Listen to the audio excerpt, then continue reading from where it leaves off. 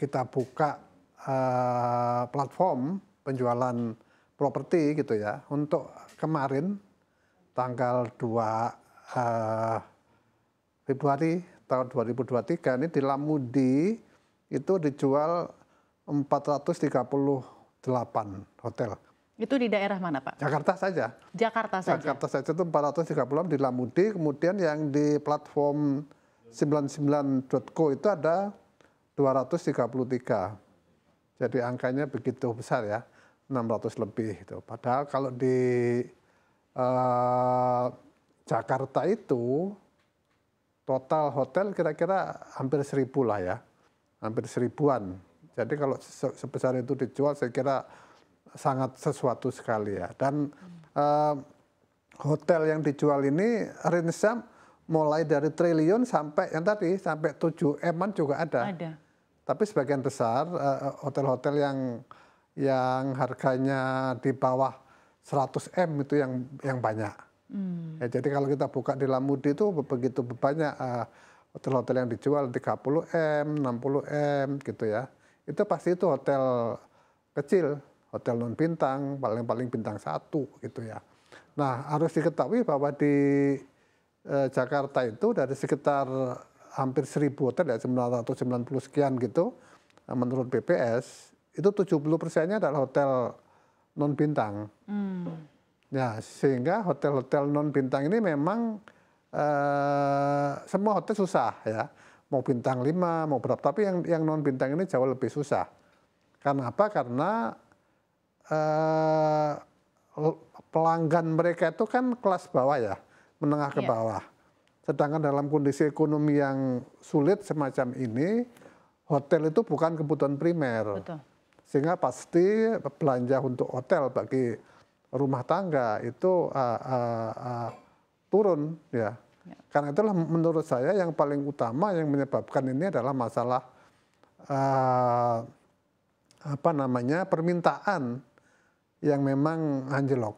Itu yang saya kira menjadi persoalan utama ya. Di samping nanti kita bicara biaya itu tidak pernah turun. Ya, biaya itu tidak pernah turun, sementara demand-nya anjlok. Itu saya kira yang paling utama fenomena di Pak Iwan, Jakarta ini maupun tempat ya, lain. datanya luar biasa sekali tadi juga yang Anda sampaikan. Kalau misalnya kita lihat di Lamudi saja ada 400, di 99 itu ada 200, berarti ada kisaran kalau kita secara kasar aja total 600.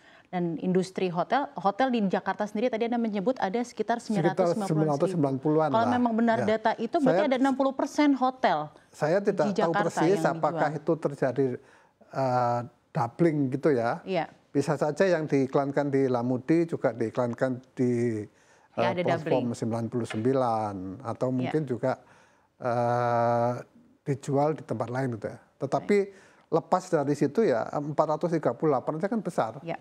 Itu bukan angka yang kecil ya. Jadi memang jelas ada fenomena yang terjadi ya Pak ya. Tadi juga mungkin saya akan beralih ke Pak Peter. Terima kasih banyak Pak Iwan. Tadi juga Pak Iwan menyebut salah satu alasan mengapa hotel ini marak dijual karena memang selama pandemi ini income, terutama masyarakat menengah dan juga menengah ke bawah itu lebih mensisihkan income-nya itu untuk hal-hal primer.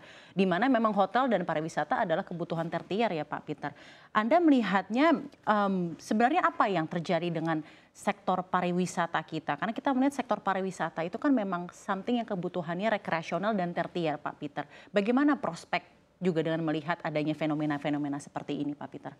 Ya, kalau kita lihat Mbak Safina ya, kita tentu ingat pada tahun 2020 itu Apindo ya, sempat menyampaikan bahwasanya daya tahan dari industri itu nggak lebih dari 6 bulan pada waktu itu. Industri pariwisata? Semua industri ya.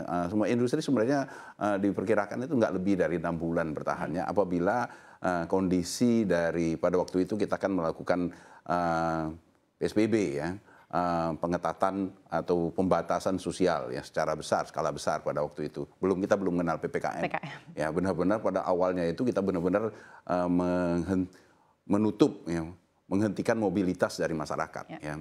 Dampaknya sangat luar biasa, ya, karena dengan ditutupnya mobilitas masyarakat itu yang terjadi adalah ya, industri itu mengalami cash flow yang sangat negatif. Ya.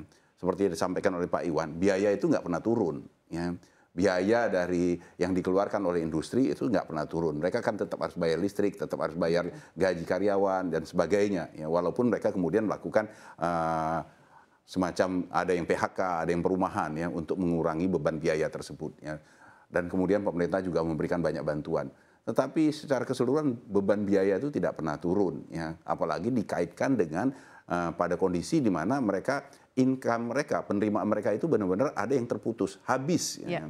Kan, coba bayangkan untuk industri-industri yang sangat bergantung kepada mobilitas masyarakat, kepada pergerakan masyarakat. Ya. Bukan hanya sekedar daya beli. Ya. Sebagian masyarakat kita pada periode itu masih ada yang memiliki daya beli. Tapi mereka nggak boleh keluar, nggak boleh keluar rumah. Kalau mereka nggak boleh keluar rumah ya nggak mungkin juga mereka nginep di hotel pada waktu itu berrekreasi kan, karena memang nggak boleh keluar. Akhirnya apa yang terjadi? Sebagian industri, terutama industri yang memang mengandalkan kepada mobilitas masyarakat, ya pariwisata, ya termasuk dalam hal ini adalah hotel dan restoran, itu mengalami benar-benar mereka terhentinya penerimaan, ya penerimaan nol, ya sementara pengeluaran tetap, dan itu berlangsung sangat lama. Ya, yang saya pada waktu itu mengaminkan kalau kemudian Apindo menyatakan bahwasanya daya tahan industri pada waktu itu hanya sekitar 6 bulan kalau kondisi cash flow negatif itu berlangsung terus. Ya. Nah, alhamdulillah ya ini kita mengalami itu tidak terlalu lama ya. Sekitar 2 tahun kita mengalami 2020 sampai 2021. 2022 kita sudah mulai beranjak pulih. Tapi kan beranjak pulihnya ini kan tidak di semua sektor ya. Tidak semua sektor yang sebegitu cepatnya pulih ya. Mungkin kalau untuk sektor-sektor tertentu ya bisa segera pulih. Tapi pada sektor-sektor yang seperti hotel itu tidak semua bisa pulih ya.